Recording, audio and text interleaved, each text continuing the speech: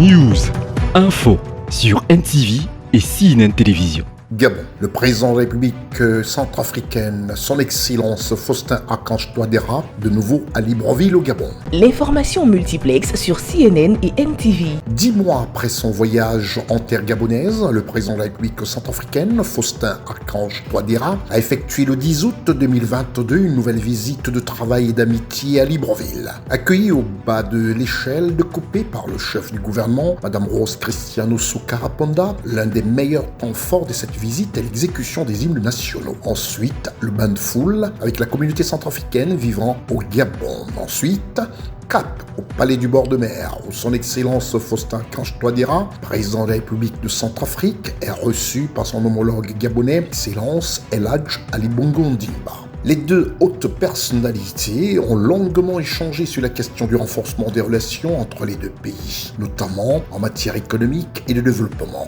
Au sortir de ce tête-à-tête, le président centrafricain, son Excellence Faustin-Archange Touadéra, a remercié l'État du Gabon pour le rôle joué au Conseil de sécurité de l'ONU lors d'un récent vote sur la levée de l'embargo sur les armes en faveur de l'armée centrafricaine.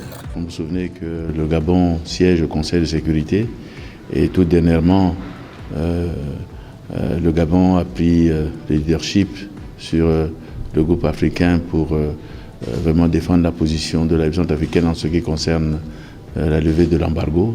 Et je pense qu'il y a eu un résultat très important pour l'armée centrafricaine et ça c'est déjà une satisfaction et nous voulons remercier donc le président, le gouvernement et le peuple gabonais. Son Excellence El Hadj Ali Bongo Ondimba et son hôte Faustin-Archange Touadéra sont aussi revenus sur l'expulsion des casques bleus gabonais en septembre 2021 suite à des accusations d'exploitation et d'abus sexuels. Nous avons apprécié donc tout le travail qu'a fait donc ce contingent pour que la paix revienne aujourd'hui.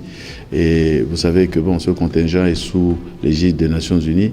Des rapports sont c'est plutôt au niveau des Nations Unies qu'au niveau du peuple centrafricain qui a beaucoup apprécié et qui regrette même le départ du contingent gabonais. Et c'est d'ailleurs